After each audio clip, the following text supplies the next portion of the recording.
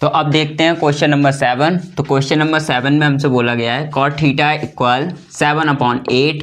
तो first question में हमें वैल्यू दे रखी है 1 प्लस साइन थीटा और 1 minus sine theta upon 1 plus cos theta और दूसरे ब्रैकेट में 1 माइनस कॉस थीटा।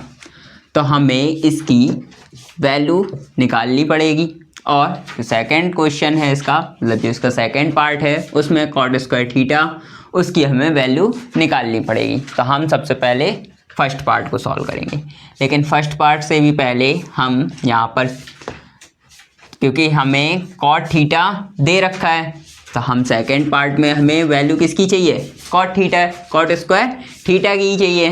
तो हम सबसे पहले पार्ट देखते हैं सेकेंड।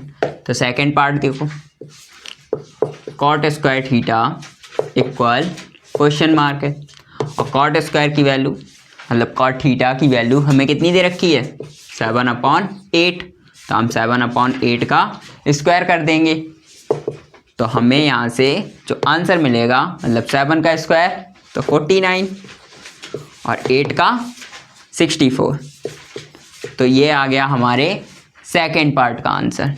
अब देखते हैं हम अपने फर्स्ट पार्ट का आंसर। तो फर्स्ट पार्ट हमसे बोला गया है 1 प्लस साइन थीटा और 1 minus sine theta upon 1 plus cos theta 1 minus cos theta. तो 1 plus sine theta 1 minus sine theta 1 plus cos theta और 1 माइनस कॉस थीटा। तो हमें यहाँ से इनको सबसे पहले सॉल्व कर लेंगे, इनका आपस में मल्टीप्लाई, क्योंकि ब्रैकेट लगा होता है तो आपस में इनके मल्टीप्लाई होते हैं। तो हम इसका इसके साथ मल्टीप्लाई करेंगे। तो देखो एक ब्रैकेट में ये प्लस साइन के साथ है, दूसरे ब्रैकेट में यही चीज़ सेम माइनस साइन के साथ है। तो इसमें एक फॉर्मूला होता है वर्गांतर नियम वाला।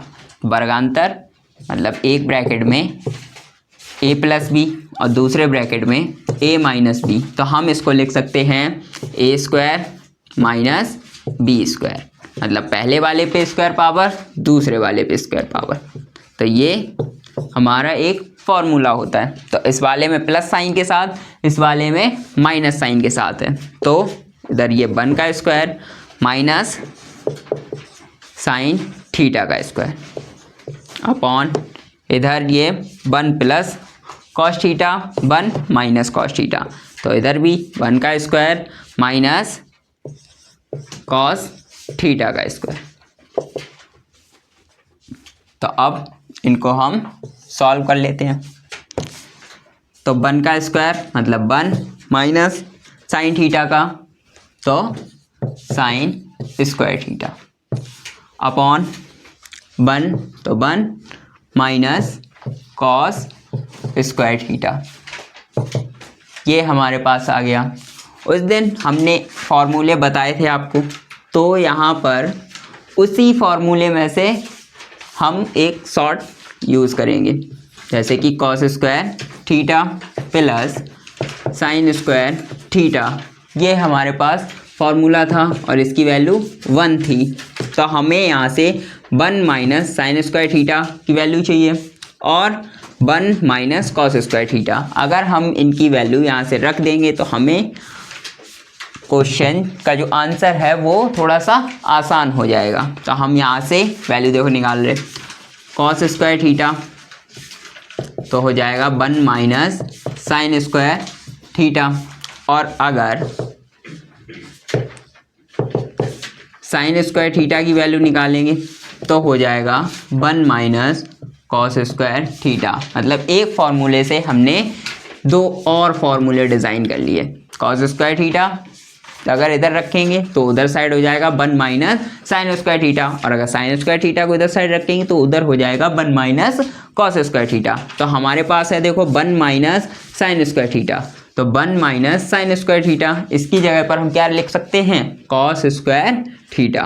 तो हम इसकी जगह पर लिखेंगे cos square theta upon 1 minus cos square theta.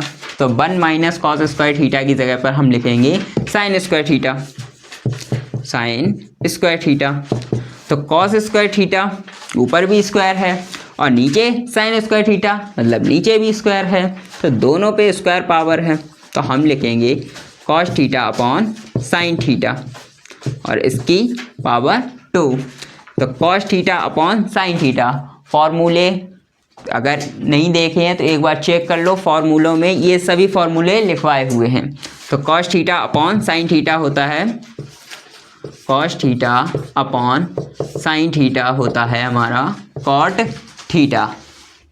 तो cos theta upon sine theta की जगह पर हम लिखेंगे कॉट थीटा, तो कॉट थीटा का स्क्वायर। और कॉट थीटा की हमारे पास पहले ही वैल्यू है 7/8, तो कॉट की जगह पर हम वैल्यू रख देंगे 7/8 और इसका स्क्वायर। तो जब हम 7/8 का स्क्वायर करेंगे तो 7 का 49 और 8 का 64, ये हमारा आंसर हो गया। इस क्वेश्चन को हम दूसरी तरह से भी सॉल्व कर सकते थे। हम यहाँ पर इसको सबसे पहले सॉल्व करते और यहाँ से हम वैल्यू निकालते साइन की अलग और कॉस की वैल्यू अलग, तो फिर दोनों की वैल्यू रखते, फिर उनको 1 में से सब्ट्रैक्ट हो रहा होता तो सब्ट्रैक्ट करते, ऐड हो रहा होता तो ऐड करते, फिर जाके हमारा कहीं फाइनल में यही आंसर आता जाके। लेकिन हमने सबसे पहले इनका आपस में मल्टीप्लाई कर लिया, वर्गांतर वाले नियम से मल्टीप्लाई करने के बाद हमने इनको सबसे पहले सॉल्व किया और जितना हो सकता है इनको मर्ज कर लिया।